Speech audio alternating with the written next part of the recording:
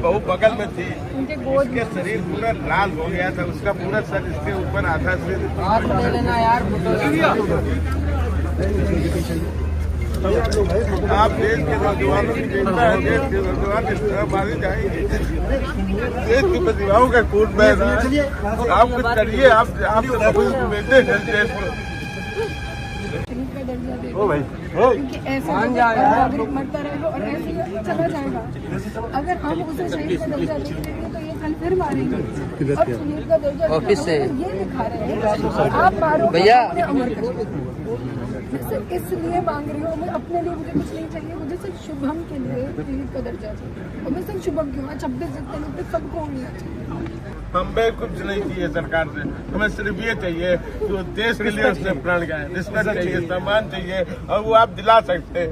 आप सरकार से कह सकते हैं, माननीय प्रधानमंत्री से आपने जो कहा है कि आतंकवादियों के खिलाफ सख्त कार्रवाई होनी चाहिए, जरूर होनी चाहिए। पूरा देश चाहता है, पूरा देश इस समय आपके साथ खड़ा है।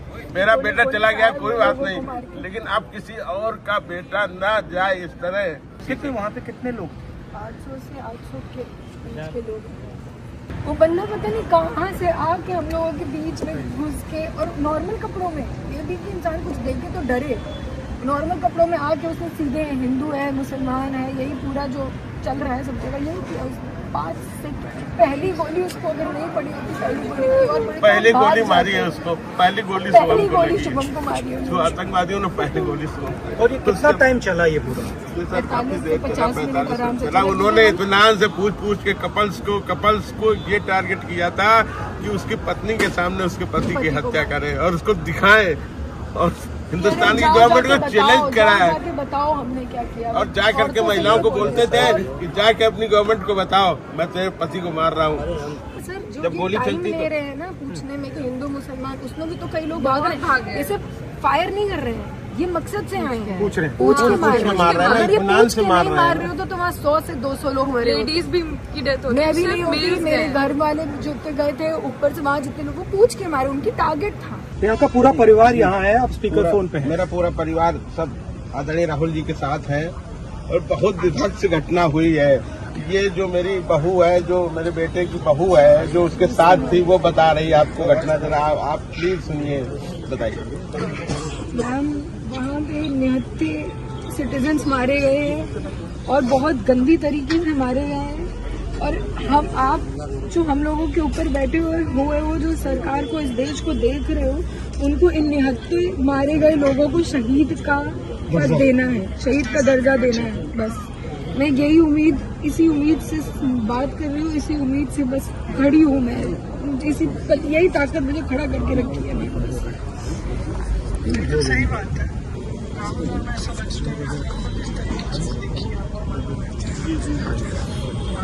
अपने पिता को इस तरह से। आप लोग तो हमारे दर्द को सबसे ज्यादा समझेंगे, क्योंकि आप लोगों ने खुद आदरणीय पिताजी को देखा, आपकी दादी ने देश के लिए शहादत दी, आपके पिता ने दी, और आप लोगों के दर्द को, हमारे दर्द को आपसे ज्यादा कौन समझेगा? नहीं, आप फिक्र मत करो, आप जी जी, हम आपके साथ हैं। देखो मतलब आप समझते हैं क्या आप शुभम को शहीद का दर्जा दिलाइए, जिससे मेरी बहू पूरे जीवन सम्मान से जी सके। मुझे और कुछ नहीं चाहिए। तो इसलिए बहुत जरूरी है कि आप जो आप कह रहे हो ना, बहुत जरूरी है, वो अभी होना चाहिए। आप लोग ऐसा कुछ करिए जिससे कि देश अब आगे ऐसा न कुछ देख पाए।